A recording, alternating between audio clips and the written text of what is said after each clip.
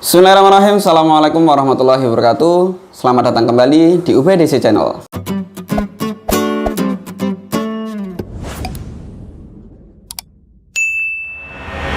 Untuk kalian, teman-teman yang ingin mendaftar ke Pondok Modern Darussalam Gontor, perlu kalian ketahui, seleksi tes ujian masuk Pondok Modern Darussalam Gontor itu ada dua ujian. Yang pertama ujian lisan, yang kedua ujian tulis. Saya sudah membuatkan video tentang apa saja yang diujikan di ujian lisan dan apa saja yang diujikan di ujian tulis.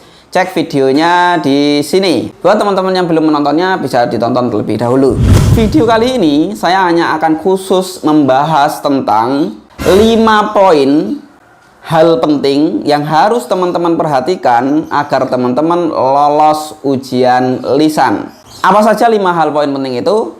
Jangan kemana-mana, ikuti terus video ini sampai selesai, jangan skip, dan jangan lupa berbagi kepada teman-teman yang lain yang ingin menjadi santri Gontor. Nah, dalam video ini saya tidak akan mengulangi materi tersebut, tetapi saya akan menambahkan poin-poin di luar materi tersebut yang menjadi penilaian oleh ustadz-ustazah sebagai penguji ujian lisan. Jadi kali ini kita hanya akan membahas tentang ujian lisan saja. Yang pertama, attitude. Apa itu attitude? Attitude adalah sikap yang kita tunjukkan. Sikap yang kita tunjukkan selama mengikuti ujian lisan tersebut. Jadi teman-teman, sikap ini sudah dilihat oleh penguji, oleh ustadz-ustazah penguji sejak pertama kali kita akan masuk ke ruangan ujian. Maka perhatikan betul-betul adabnya, sopan santunnya. Karena ini sangat penting. Bagaimana kita masuk ke ruangan, mengucapkan salam atau tidak, mengetok pintu atau tidak. Nah, hal-hal ini yang penting. Jadi teman-teman harus memperhatikan attitude, sikap yang kita tampilkan di hadapan penguji. Karena itu akan mempengaruhi. Penguji nanti akan melihat first impression.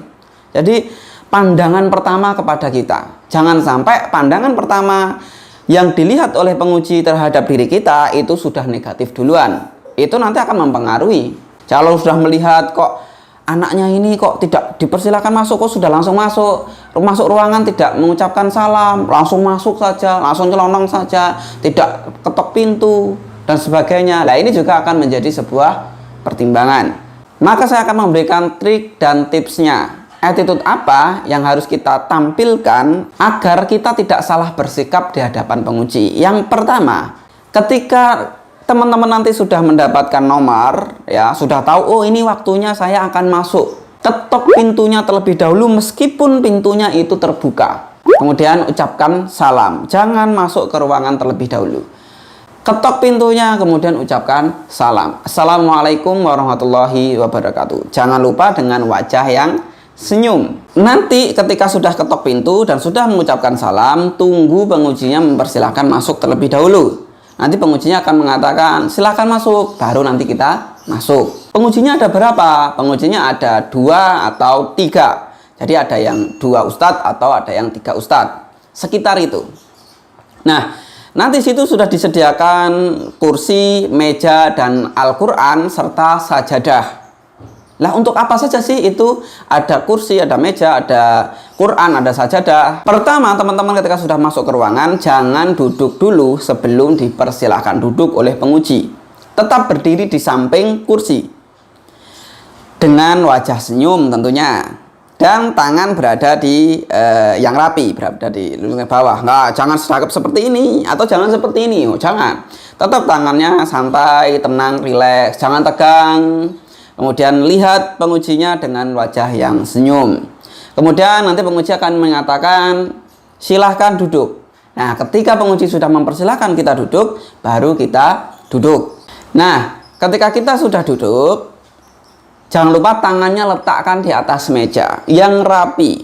Jangan di bawah meja kita main kuku. Atau jangan kita di atas meja seperti ini. Jangan. Tapi tetap tangannya rapi di atas meja seperti ini. Pandangan tenang, teduh, melihat ke pengujinya sambil senyum. Seperti itu. Poin kedua yang harus teman-teman perhatikan ketika mengikuti ujian lisan tes masuk ke Pondok Modern Darussalam Gontor adalah kerapian. Kerapian itu apa? Ya kerapian baju kita. Pastikan sebelum kita masuk ujian, baju kita yang kita pakai rapi, bersih, tidak kotor, tidak kucel, tidak bau. Songkoknya yang bagus, yang rapi, ya nggak perlu mahal. Rapi itu tidak harus mahal, tapi sederhana, tetap menjaga kebersihan. Good looking, indah dilihat, enak dilihat. Ya seperti saya lah, contohnya seperti ini ya. Rapi, pakai baju koko, cuman saya tidak pakai songkok ini. Untuk teman-teman nanti ujian pakai songkok. Songkoknya jangan ada renda-rendanya. Jangan ada logo organisasinya. Kan ada tuh songkok hitam yang ada logo organisasinya. Jangan. Songkoknya warna hitam polos. Jangan terlalu pendek, jangan terlalu tinggi. Nah, buat teman-teman yang masih bingung pakaian apa yang dipakai ketika ujian lisan atau pakaian apa yang dipakai sehari-hari di Pondok Modern Darussalam Gontor, baik itu putra maupun putri, saya sudah membuatkan videonya. Ada video tentang barang-barang apa saja yang wajib dibawa, yang harus kalian persiapkan untuk masuk ke Pondok Modern Darussalam Gontor, baik itu putra maupun putri. Buat teman-teman yang belum melihat videonya, bisa ditonton setelah menonton video ini. Nanti untuk mempersiapkan apa saja barang-barang yang harus dibawa, yang boleh dipakai dan tidak boleh dipakai di area Pondok Modern Darussalam Gontor. Hal ini penting juga teman-teman ketahui agar teman-teman bisa mempersiapkan dari sekarang. Kerapian ini penting sekali kita jaga. Mulai dari songkok, kemudian baju yang kita pakai, kemudian celana, jangan lupa pakai gesper. Jangan lupa pakai sabuk. Ya, sabuknya warnanya hitam polos, jangan terbuat dari kain. Untuk laki-laki, ya, untuk perempuan pakai seragam putih, sama tetap bajunya tetap putih, bawahnya hitam. Yang cowok bawahnya celana hitam. Pakai songkok. Untuk yang putri jilbabnya jilbab putih, polos, tidak ada ornamen-ornamen, renda-renda, tidak ada. Sepatunya pakai sepatu pantofel, baik itu putra maupun putri, dan jangan lupa pakai kaos kaki. Ini penting sekali. Perhatikan, jangan sampai sepatunya kotor, apalagi bau, jangan. Tetapi pastikan benar-benar bersih dan rapi. Karena kita harus menunjukkan tampilan pertama, pandangan pertama itu mengesankan bagi penguji, baik itu putra maupun putri. Ini penting. Nah, selanjutnya ketika teman-teman sudah memperhatikan attitude dan kerapian, teman-teman mulai mengikuti ujian lisannya tersebut. Attitude ini akan dinilai dari pertama kali teman-teman masuk sampai teman-teman keluar. Nanti akan saya jelaskan. Perhatikan video ini pelan-pelan. Setelah teman-teman duduk, nanti di awal-awal perbincangan, penguji akan menanyakan perkenalan terlebih dahulu. Namanya siapa, kemudian berasal dari daerah mana, kemudian tahu dari Gontor dari mana. Dan yang terpenting, pertanyaan yang harus kalian persiapkan jawabannya adalah, apa tujuan kamu daftar ke Pondok Modern Darussalam Gontor? Penting sekali. Silahkan siapkan jawaban terbaik versi teman-teman sekalian. Silahkan dijawab dengan jawaban yang lemah lembut, sebaik mungkin dengan senyuman di wajah kita. Yang ketiga adalah baca Quran. Perhatikan teman-teman, harus benar-benar menguasai baca Al-Quran. Mas, baca Al-Qurannya harus pakai lagu apa tidak? No, tidak harus pakai lagu. Tetapi yang terpenting, panjang pendeknya benar. Hurufnya tidak salah. Harokatnya tidak salah. Ini yang terpenting. Buat apa kita ngaji bagus pakai lagu tetapi ternyata panjang pendeknya salah? Jangan sampai fokus dengan lagu yang baik tetapi bacaannya ternyata banyak salahnya. Panjang pendeknya salah, hurufnya ketuker-tuker, harokatnya salah semuanya. Jangan sampai. Nah, saya juga sudah membuatkan agar lulus tes baca Al-Quran di seleksi ujian masuk Pondok Modern Darussalam Gontor. Linknya akan saya tautkan di atas ini dan akan saya tulis di kolom deskripsi. Dalam tes baca Al-Quran ini, teman-teman harus perhatikan minimal teman-teman tahu urutan surat. Teman-teman latihan mulai dari sekarang. Buka Al-Quran surat Al-An'am misalkan. Kalian harus tahu, sudah familiar dengan nama surat Al-An'am itu sendiri. Atau buka Quran surat Al-Baqarah. Minimal teman-teman sudah tahu, oh Al-Baqarah. Kalian buka dengan tenang. Kalau teman-teman belum hafal letak posisi suratnya, bisa cek di daftar halaman surat. Biasanya di halaman terakhir Al-Quran itu ada surat apa, dicek halaman berapa baru dibuka. Bagaimana ini solusinya biar teman-teman tidak kebingungan nanti ketika membuka surat, membuka Al-Quran untuk mencari surat? Ya latihan dari sekarang. Coba dibuka Quran surat Al-Kahfi, buka, oh surat Al-Kahfi di sini tempatnya. Buka Quran surat Maryam, oh Quran surat Maryam di sini tempatnya. Buka Quran surat Al-Isra, dibuka surat Al-Isra, oh di sini tempatnya. Maka teman-teman harus sering-sering latihan, sering-sering membuka, minimal familiar dengan urutan nama-nama surat itu sendiri. Itu. Dan kalau teman-teman belum siap, ternyata waktu itu lupa posisinya di mana, nggak apa-apa, dibuka aja halaman suratnya, daftar isi halaman suratnya, kemudian baru dilihat, dibuka di situ. Seperti itu, nggak usah grogi, intinya tenang. Dan jangan lupa senyum. Jangan kemudian kita dengan wajah jutek, dengan wajah yang sebel, jangan, santai saja, senyum, tenang. Nah, selanjutnya poin yang keempat adalah teman-teman harus memperhatikan tentang penguasaan ibadah praktek sehari-hari. Apa itu ibadah praktek sehari-hari? Ya, seperti sholat, kemudian wudhu, kemudian azan, dan sebagainya. Itu adalah ibadah praktek yang sudah biasa kita lakukan sehari-hari. Ayo, teman-teman sholatnya sudah penuh apa belum? Atau masih bolong-bolong? Nah, sholat inilah yang nanti juga akan diujikan di ujian lisan. Prakteknya, bagaimana sholat yang benar, mengangkat tangannya seperti apa, kemudian bersedekapnya seperti apa, kemudian bacaannya seperti apa, doa iftitah seperti apa, kemudian nanti surat Al-Fatihahnya bagaimana bacaannya, sudah betul apa belum, kemudian praktek wudhu, kemudian apa bacaan ketika membasuh tangan, apa bacaan ketika membasuh wajah, membasuh kaki, dan sebagainya. Ini juga perlu dipersiapkan dari sekarang. Buat yang belum mengerti, belum tahu bacaannya seperti apa, silahkan segera cari dari sekarang dan segera dihafalkan. Doa setelah wudhu seperti apa, dan sebagainya. Mas, nanti kalau pas kita sudah berada di dalam, ternyata saya nggak bisa menjawab, bagaimana dong mas? Kalau teman-teman tidak bisa menjawab, jangan menunduk lesu, kemudian nangis, kemudian jangan.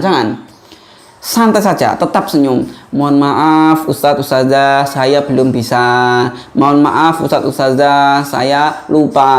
Nggak apa-apa. Sampaikan saja jujur sejujur-jujurnya. Jangan kemudian, aduh, apa ya? Kemudian nangis, jangan. Tetap semangat, tetap teguh, tetap senyum. Jangan kemudian kita sedih. Ya nggak apa-apa, sedih itu dalam hati, disimpan saja dalam hati, tapi wajah kita harus tetap teduh, harus tetap tenang, harus tetap santai. Tapi juga jangan kemudian teman-teman sedikit-sedikit, maaf Ustadz saya nggak bisa, maaf Ustadz saya belum hafal. Jangan sedikit-sedikit seperti itu juga nanti akan malah mengurangi nilai juga. Jadi tetap berusaha semaksimal mungkin, tetapi kalau memang nggak bisa, tetap senyum, tetap santai, tenang. Intinya tenang. Poin yang kelima, yang terakhir adalah hafalan surat-surat pendek dan hafalan doa-doa. Maksudnya apa hafalan doa-doa itu? Ya, doa bangun tidur, doa mau makan, doa masuk WC, doa masuk ke masjid, doa keluar rumah, doa bepergian, dan sebagainya. Itu termasuk hafalan doa. Maka teman-teman juga dihafalkan doa-doa. Doa untuk kedua orang tua, doa untuk keselamatan dunia akhirat, doa yang lainnya dihafalkan. Dan surat-surat pendeknya, mana saja surat-surat pendek itu? Ya juz amma itu, juz 30. Maka dikuasai itu semuanya surat-surat yang ada di juz 30. Minimal surat An-Nas sampai Ad-Duha itu harus benar-benar hafal di luar kepala. Kemudian Al-Lail, kemudian Asy-Syams, Al-Ghasyiyah, dan An-Naba hafalkan. Supaya apa? Supaya nanti surat apa yang akan ditanyakan oleh penguji, teman-teman sudah sangat siap. Karena bisa jadi situasi seperti itu, meskipun teman-teman hafal, kadang grogi, kemudian hafalannya hilang. Maka kuncinya adalah tenang, jangan grogi. Nanti kalau teman-teman grogi, kemudian jantungnya berdebar kencang, itu bisa mempengaruhi hafalan yang sudah kita persiapkan hilang. Oh ya teman-teman, apabila teman-teman suka dengan konten yang seperti ini, pembahasan tentang persiapan apa saja yang harus kita lakukan untuk menghadapi ujian, baik itu tulisan maupun tulis di kolom komentar. Saya berencana untuk membuatkan semacam latihan pembahasan soal ujian tulis, baik itu matematika bentuk soalnya seperti apa, bahasa Indonesia contoh bentuk soalnya seperti apa. Kalau imla sudah saya buatkan ya di video khusus. Bahkan saya buatkan playlistnya, bisa klik di tautan sini, belajar imla, ada materi dan ada latihannya, bisa diklik. Nah mungkin yang belum adalah belajar matematika dan belajar bahasa Indonesia, ini penting. Tulis di kolom komentar ya, nanti jika banyak yang suka, banyak yang mendukung, saya akan membuatkan video terkait pembahasan soal contoh soal matematika dan bahasa Indonesia yang akan dikeluarkan, yang akan diujikan di ujian tulis. Contoh bentuk soal. Seperti itu teman-teman, untuk 5 hal yang harus teman-teman perhatikan, mulai dari attitude, kerapian, kemudian bacaan Al-Quran. Tidak perlu pakai lagu, tetapi yang penting harus benar, panjang pendek, makhraj, huruf, harokat, dan lainnya. Kemudian praktek ibadah, yang keempat praktek ibadah. Dan yang terakhir adalah hafalan, baik itu hafalan surat pendek maupun hafalan doa. Saya Bayu Dwi Cahyono, sampai jumpa di video-video saya selanjutnya. Mudah-mudahan menginspirasi, mudah-mudahan mendatangkan banyak manfaat. Jangan lupa dukung channel ini untuk terus berkembang dengan klik tombol subscribe. Assalamualaikum warahmatullahi wabarakatuh.